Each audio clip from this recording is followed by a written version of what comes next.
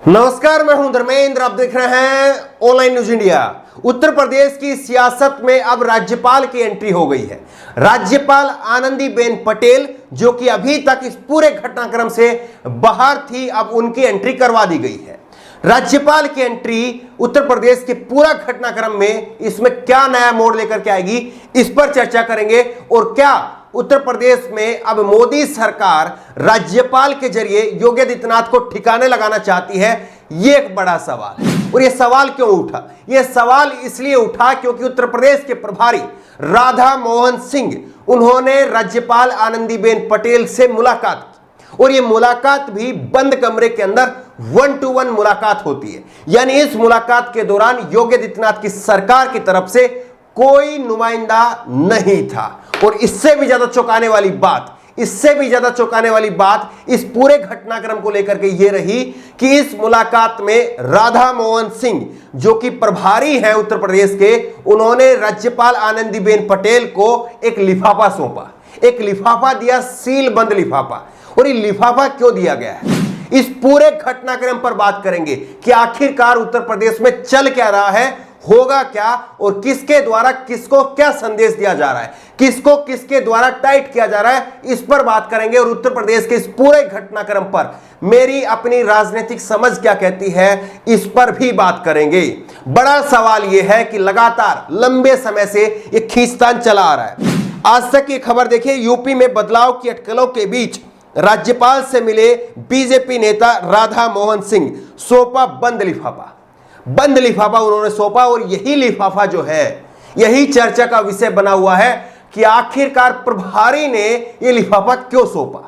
यही बड़ा सवाल है कि प्रभारी आखिरकार कौन होते हैं राज्यपाल को लिफाफा सौंपने वाले। क्योंकि लिफाफा अगर कोई सौंपता है तो वो या तो मुख्यमंत्री सौंपता है या प्रदेश सरकार में कोई कैबिनेट मंत्री, बड़ा मंत्री जो है, वरिष्ठ मंत्री, वो सौंपता है। लेकिन प्रभारी ने ये लिफाफा क्यों सौंपा, इसी को लेकर के चर्चा गर्म है। यूपी में सरकार और संगठन में फेरबदल की अटकलों के बीच रविवार का दिन यूपी की सियासत का सबसे गर्म दिन रहा।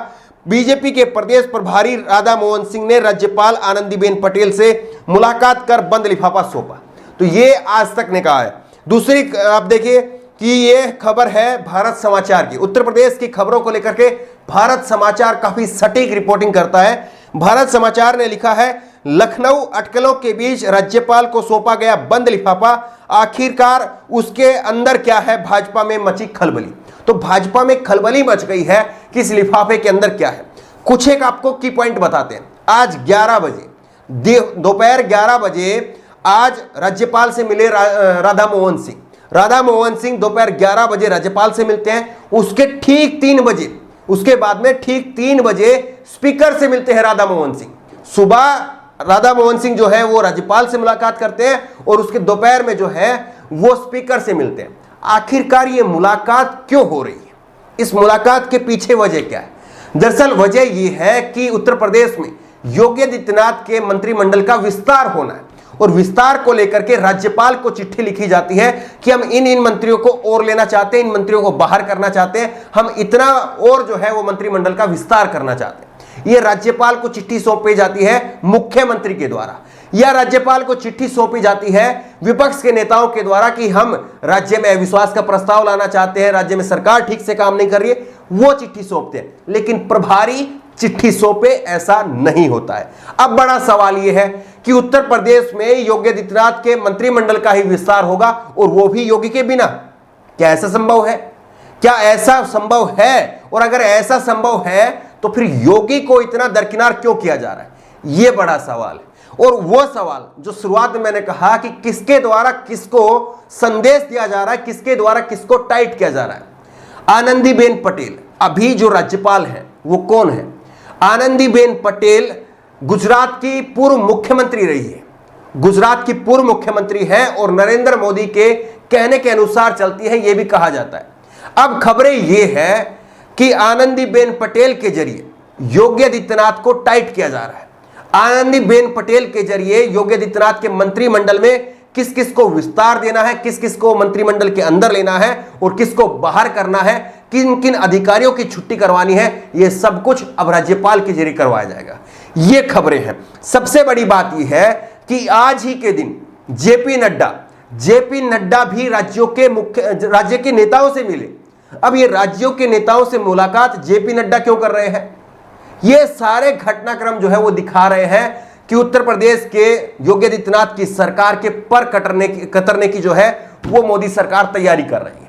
मोदी सरकार योगी आदित्यनाथ के पर कतर रही है और केवल मेरे को लगता है, जो मेरी निजी समझ है राजनीति के बारे में, वो यही है कि उत्तर प्रदेश में योगी आदित्यनाथ की बदली नहीं होगी। योगी आदित्यनाथ के केवल पर कतरे जाएंगे। और पर भी क्यों कतरे जाएंगे, इसके पीछे भी एक संदेश है। संदेश दरअसल ये है कि योगी आदित्यनाथ के पर कतर करके उत्तर प्रदेश की जनता को मोदी सरकार, क्योंकि मोदी जी को ही प्रचार करने के लिए आना है, मोदी सरकार उत्तर प्रदेश की जनता को यह मैसेज देना चाह रही है कि देखिए, उत्तर प्रदेश के मुख्यमंत्री भले ही योगी आदित्यनाथ हैं, लेकिन उत्तर प्रदेश के सर्वे सर्वा अब भी वही हैं। अब भी नरेंद्र मोदी ही उत्तर प्रदेश के सर्वे सर्वा हैं और वही उत्तर प्रदेश को चलाएंगे। अगर योगी आदित्यनाथ ने कोई गलती की है, अगर आपके ऊपर सख्ती की है, तो उनको सजा दी जा रही है। और इसी बहाने उत्तर प्रदेश की जनता के गुस्से के ऊपर दिल्ली से पानी फेंका जा रहा है। ताकि 2022 तक इस गुस्से को शांत कर दिया जाए। और आप देखेंगे पिछले लंबे समय से योगी आदित्यनाथ को लेकर के लगातार इसी तरह से खींचतान का दौर जारी है। और करीब जो है ये खींचतान का दौर जो है वो 15 से 20 दिन हो चुका है। और अभी भी ये खींचतान का दौर जो है वो करीब 1-1.5 महीना और चलेगा। और इसी बीच इन्हीं सारी खबरों में कि योगी आदित्यनाथ को हटाया जाएगा, योगी आदित्यनाथ के पर कतर दिए गए हैं, योगी आदित्यनाथ के जो चहेते मंत्री थे उनको बाहर कर दिया गया है, वो मंत्री जो कि तानाशाही का एक जो है प्रतीक बन गए थे उनको हटाया गया है, वो मंत्री जो कि उत्तर प्रदेश की सरकार के लिए काम नहीं कर रहे थे उनको हटाया गया है, जो मंत्री काम कर सकते हैं, मोदी जी के अनुसार काम कर सकते हैं, उनको लाया जा रहा है। ये सारी खबरें आती रहेंगी, जाती रहेंगी। और इन्हीं सारी खबरों के बीच में योगी आदित्यनाथ के प्रति जो गुस्सा है, उस गुस्से को डिफ्यूज करने का काम जो है वो मोदी सरकार कर रही है। ये रणनीति है मोदी सरकार की। लेकिन बड़ा सवाल ये, क्या जनता इतनी उल्लू है, क्या जनता इतनी पागल है कि जनता की समझ में यह नहीं आएगा कि किसको मूर्ख बनाने की कोशिश हो रही है? योगी आदित्यनाथ आपके चहेते, आप योगी आदित्यनाथ के चहेते, फिर ये जो चिड़िया बिल्ली का जो खेल खेला जा रहा है, इसके जरिए आपको लग रहा है कि ये सब कुछ हो जाएगा, क्या सब कुछ मैनेज हो जाएगा और 2022 में फिर से आपको वोट मिल जाएंगे? जो गुस्सा है वो गुस्सा इसी खींचतान के जरिए खत्म कर दिया जाएगा? मुझे लगता है कि शायद नहीं, क्योंकि इस बार चोट ज्यादा गहरी है। चोट इतनी गहरी है कि पश्चिम बंगाल ने दिखा दिया। पूरी ताकत लगाने के बाद में पश्चिम बंगाल में बीजेपी हार गई, और ऐसी हारी बीजेपी कि अब उसके 33 विधायक भी उठ करके वापस जाने वाले हैं। और अभी तो जब जैसे ही कोरोना की लहर खत्म हो रही है, दूसरी लहर जैसे ही खत्म हो रही है, कम हो रही है, और बारिश का मौसम जैसे ही उतर जाएगा, किसानों ने भी ऐलान कर दिया है कि उत्तर प्रदेश के गांव में जाएंगे और वहां पर पंचायतें करेंगे। तो बड़ा सवाल यह है कि एक तरफ मोदी सरकार वो रणनीति बना रही है, दूसरी तरफ जनता, किसान, विपक्ष के नेता, समाज सेवी वो लगातार मोदी सरकार को, योगी सरकार को वो एक्सपोज कर रहे हैं। अब इस पूरे खींचतान के बीच में जनता की समझ क्या है, सबसे अहम मुद्दा ये है। जनता किसको अपना हितैषी मानती है, सबसे अहम मुद्दा ये है। क्या जनता पिछले 5 साल के दौरान योगी आदित्यनाथ ने क्या क्या किया, क्या उस पर वोट करेगी, या योगी आदित्यनाथ के प्रति जो खींचतान चल रही है उसी में बहक करके जनता फिर से वोट करेगी? बड़ा सवाल यह है। बहरहाल मेरी राजनीतिक समझ यह है कि योगी आदित्यनाथ को नहीं हटाया जाएगा, लेकिन जनता इतनी भोली भी नहीं है जितनी भोली बीजेपी समझ रही है। बीजेपी का खेल जनता बखूबी समझ रही है, और जो लोग नहीं समझ रहे हैं उनको भी जरूर समझना चाहिए कि किसका क्या खेल है और उनके खेल में उनका क्या फायदा है। इस बात को उनको भी समझना चाहिए। इस खबर को लेकर के, इस वीडियो को लेकर के आपकी जो भी राय हो नीचे कमेंट बॉक्स में अपनी राय जरूर दें। उसी तरह की तमाम खबरों के लिए ऑनलाइन न्यूज इंडेक्स सब्सक्राइब करें, साथ में जो बेल आइकन है घंटी उसको जरूर दबाएं, ताकि जैसे भी वीडियो अपलोड करें उसकी नोटिफिकेशन आपको तुरंत मिल सके। धन्यवाद। इस खबर को अभी लाइक करें, शेयर करें, अभी चैनल को सब्सक्राइब करें और घंटी जरूर दबाएं।